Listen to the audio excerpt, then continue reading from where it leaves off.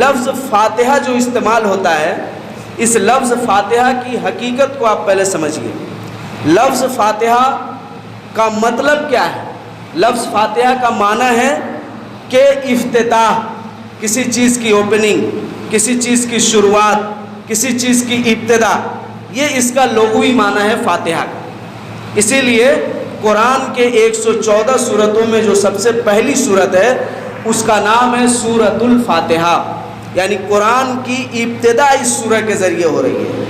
قرآن کے تمام باتوں کو جو اللہ تبارک و تعالیٰ نے پورے قرآن میں 114 سورتوں کے اندر جو بکھیر کر بیان کیا ہے، سمجھنے والوں کے لیے الگ الگ اسلوب سے سمجھایا ہے اللہ نے، ان تمام باتوں کو اللہ تبارک و تعالیٰ نے سورہ فاتحہ کے اندر جمع کر دیا ہے۔ اور سورہ فاتحہ کے اندر جس چیز کو اللہ نے بیان کیا ہے، یہ تمام چیز کو اللہ نے بسم اللہ الرحمن الرحیم میں بیان کر دیا ہے۔ تو یہ آپ جب تفسیر کی کتاب پڑھیں گے تو آپ کو معلوم ہوگا، اور انشاءاللہ اس پر بھی ہم کبھی آپ لوگوں کو بتائیں گے۔ تو اس میں کیا ہے؟ فاتحہ کا لغوی معنی ہے ابتدا، کسی چیز کی شروعات جس سے ہوتی ہے اس کو فاتحہ کہا جاتا ہے۔ جہاں تک مسئلہ ہے فاتحہ خوانی کا، تو فاتحہ خوانی کا مطلب کیا ہوا؟ اب جیسے کہ ہمارے معاشرے میں ایک رسم چلتا ہے فاتحہ خوانی کا، فلانے کا فاتحہ، فلانے کا فاتحہ، تیجا کا فاتحہ، فلانے کا، بہت سارے فاتحات کے اقسام، انواع و اقسام ہیں، رنگ برنگے فاتحات ہیں۔ تو اس فاتحہ کے متعلق سمجھ لیجئے کہ وہ فاتحہ خوانی کہا جاتا ہے۔ فاتحہ خوانی کا مطلب یہ نہیں ہوا فاتحہ کا کھانا۔ فاتحہ خوانی کا مطلب کیا ہوا؟ فاتحہ کا کھانا، فاتحہ کیا ہوا چیز کو کھا لینا، یہ معنی نہیں۔ فاتحہ کا لفظ آپ کو بتا دیے، یہ عربی لفظ ہے، اور خان کا لفظ جو ہے خاندن، خانی، یہ فارسی لفظ ہے۔ خاندن کا مطلب ہوتا ہے پڑھنا۔ خاندن کا مطلب کیا ہوتا ہے؟ پڑھنا۔ تو فاتحہ خوانی کا مطلب ہوا فاتحہ پڑھنا، فاتحہ کھانا نہیں ہوا، فاتحہ پڑھنا۔ اور آپ کو معلوم ہے کہ اس میں فاتحہ پڑھا نہیں جاتا ہے، سامنے کھانا ہوتا ہے اور پتہ نہیں کیا کیا بڑبڑایا جاتا ہے، اور کہتا ہے فلانے کے وسیلے سے، ان کے وسیلے سے، ان کے وسیلے سے اللہ اس کو قبول کر لے۔ یہ رائج مروج فاتحہ خوانی کا طریقہ ہے جو ہمارے معاشرے میں ہے۔ اب آئیے آپ کو دوسری بات بتائیں، فاتحہ کو عام طور سے کیا کہا جاتا ہے؟ نظر و نیاز۔ فاتحہ نظر و نیاز، یہی کہا جاتا ہے نا، فاتحہ نظر و نیاز۔ تو فاتحہ الگ ہوا، نظر الگ ہوا، نیاز الگ ہوئے، تینوں تین چیزیں ہیں۔ اب تینوں تین چیزیں کیسے ہیں آپ جان لیجئے کہ فاتحہ کا مطلب، جیسے کہ جو لوگ کرتے ہیں، جن کا عقیدہ ہے، انہوں نے اپنی کتابوں میں لکھ رکھا ہے کہ فاتحہ کا مطلب ہے مردوں کو ثواب پہنچانے کے لیے کوئی کام کرنا۔ تب اس کو دوسرے لفظوں میں کیا کہا جاتا ہے؟ ایصال ثواب۔ اور نظر الگ ہوا، نیاز الگ ہوا۔ یہ نظر اور نیاز دونوں ایک چیز ہے۔ کیسے ایک چیز ہے؟ نظر اور نیاز کا اردو کیا ہوتا ہے معلوم ہے؟ نظر جو لفظ ہے یہ عربی لفظ ہے، اور اس کا فارسی ٹرانسلیشن، یعنی فارسی میں اس کے لیے لفظ جو استعمال ہوتا ہے اس کو کہتے ہیں نیاز، اس کو کہتے ہیں نیاز۔ اور عربی میں وہ لفظ استعمال ہوتا ہے، اس کو کہتے ہیں نظر۔ اردو میں اس کے لیے کون سا لفظ استعمال ہوتا ہے معلوم ہے؟ اردو میں اس کے لیے کون سا لفظ استعمال ہوتا ہے؟ نہیں معلوم ہے۔ تو اسی لیے لوگ تینوں کا معنی فاتحہ نظر و نیاز، فاتحہ نظر و نیاز کیے رہتے ہیں، یعنی حلوہ پوری ترکاری اور سب ملا کر کھچڑی کیے رہتے ہیں۔ یہ آپ لغت کی کتاب میں دیکھیں، ان کے کتابوں میں دیکھیں، کہیں بھی دیکھیں تو نظر کہتے ہیں جس کو عربی میں، اسی کو کہتے ہیں فارسی میں نیاز، اور اسی کو اردو میں کہتے ہیں منت ماننا۔ تو فاتحہ الگ ہوا اور منت ماننا الگ ہوا۔ ان کے بقول، ان کی شریعت، ان کے مسلک کے مطابق فاتحہ الگ ہوا۔ فاتحہ کیا ہوا؟ مردے کو ثواب پہنچانے والا عمل۔ اور نظر کیا ہوا؟ منت ماننا، یعنی آپ نے منت مانی. کیا منت مانی؟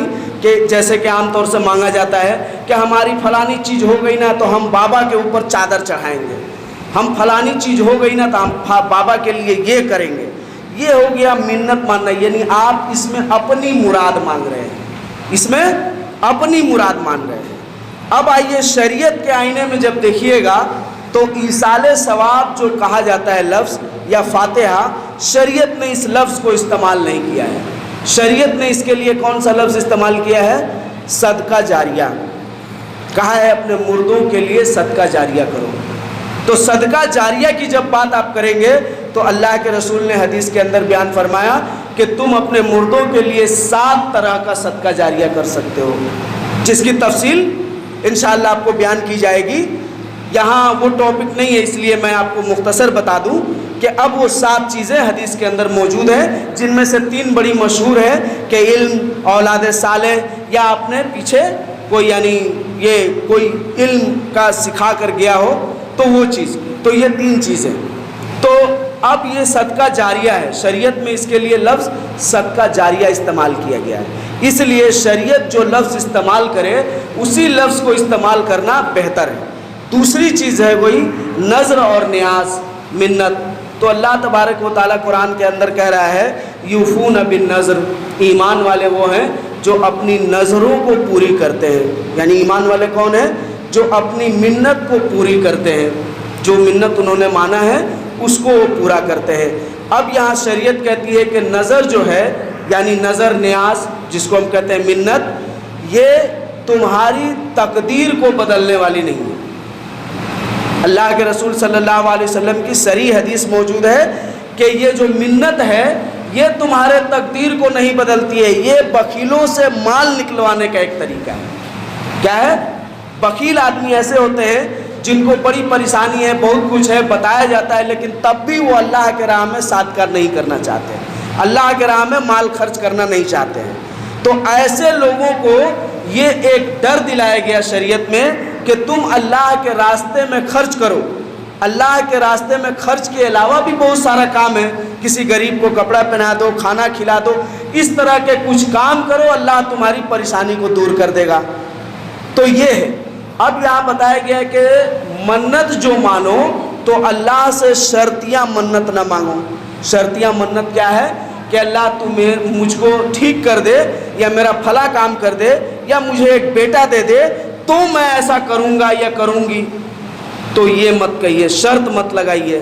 اچھا اللہ اگر آپ کو بیٹا نہیں دیا تو آپ کیا کریں گے؟ اللہ سے جو نظر مانے وہ پورا نہیں کریں گے. تو اسی لیے شریعت کہتا ہے کہ شرطیہ نظر ماننا, شرطیہ نیاز دلانا, شرطیہ نظر ماننا, شرطیہ منت ماننا حرام ہے. آپ یہ کہیے کہ اللہ میں پریشان ہوں, تو میری پریشانی کو دور کر دے اور ہم اتنا صدقہ کریں گے. اس طرح سے کہیے جس میں شرط کے الفاظ نہ ہوں, شرط کے الفاظ نہ ہوں. دوسری حکم شریعت کا یہ ہے منت ماننے کے متعلق کہ جب آپ اللہ سے منت مانیں یعنی ارادہ کریں اللہ کے راستے میں خرچ کرنے کا, اور اس جس کو منت کہا جاتا ہے, تو اس میں آپ کو ایسی جگہ کی منت نہیں ماننی ہے جو حرام ہو یا حرام کام کا یا اسی طرح حرام جگہ کا. جیسے کہ ایک شخص آیا اور آپ صلی اللہ علیہ وسلم سے کہا کہ اللہ کے رسول میں نے دور جاہلیت میں یہ نظر مانا تھا, منت مانی تھی کہ اگر ایسا ہو گیا تو میں مقام بوانا پر ایک جانور ذبح کروں گا, مقام بوانا پر ایک جانور ذبح کروں گا. تو اللہ کے رسول صلی اللہ علیہ وسلم نے کہا کہ تم جو مقام بوانا پر جانور ذبح کرنے کی منت مانی تو یہ بتاؤ کہ کیا دور جاہلیت میں وہ مقام کوئی خاص اہمیت رکھتا تھا؟ انہوں نے کہا کہ ہاں, وہاں پر دور جاہلیت کا بت تھا. تو اللہ کے رسول نے کہا کہ یہ منت پوری نہیں کی جائے گی, یہ حرام منت ہے. تو شرطیہ منت اور ایسی منت کہ اللہ میرا فلانا کام ہو گیا, اب جا رہے ہیں بابا کے لیے دیگ چڑھانے, یہ حرام منت. میرا فلانا کام ہو گیا, اب جا رہے ہیں اجمیری کے درگاہ پر, یہ حرام منت. اس منت کو پورا کرنے کے لیے آپ کو نہیں کہا گیا, یہ حرام منت. آپ کی منت پوری ہو گئی, آپ کیا کریں؟ صدقہ و خیرات کریں, غریب مسکین کو کھلائیں, نماز پڑھ لیں، نفلی نماز پڑھ لیں، روزہ رکھ لیں، یہ آپ کر سکتے ہیں۔ ان شیطانی اڈوں پر جانے کا یا اس طرح کے کام کرنے کا حکم آپ کو نہیں دیا گیا ہے۔ تو بات سمجھ میں آئی؟ نظر و نیاز، فاتحہ اور منت، اور اس میں کیا فرق ہے؟ تو یہ چیز جو میں نے بتایا، اس لیے بتایا کہ یہ آخری چہار سمبا کو کیا جاتا ہے۔ تو اس میں آپ دیکھ لیے کہ کہیں بھی ایسا نہیں ہے کہ کھانا رکھ کر کے شریعت کے جو الفاظ ہیں، شریعت کی جو تعریفات ہیں، اس میں کہیں بھی ایسا طریقہ نہیں بتایا گیا کہ کھانا رکھ کر اے اللہ فلانے کے وسیلے سے، فلانے کے وسیلے سے، فلانے کے وسیلے سے ہمارے دکھ درد کو دور کر دے، ایسا کہیں نہیں کہا گیا۔ یہ آپ کا اپنا بناوٹی مسلک ہے، شریعت کا اس سے تعلق نہیں ہے۔ شریعت کے نگاہ میں یہ ایصال ثواب یعنی مردوں کے لیے آپ صدقہ جاریہ کریں، اور نظر آپ منت مانے ہیں تو پھر اس منت کو پورا کریں، اگر نافرمانی والی منت ہے تو اس کو پورا نہیں کرنا ہے۔ یہ بات اچھی طرح سے جان لیں۔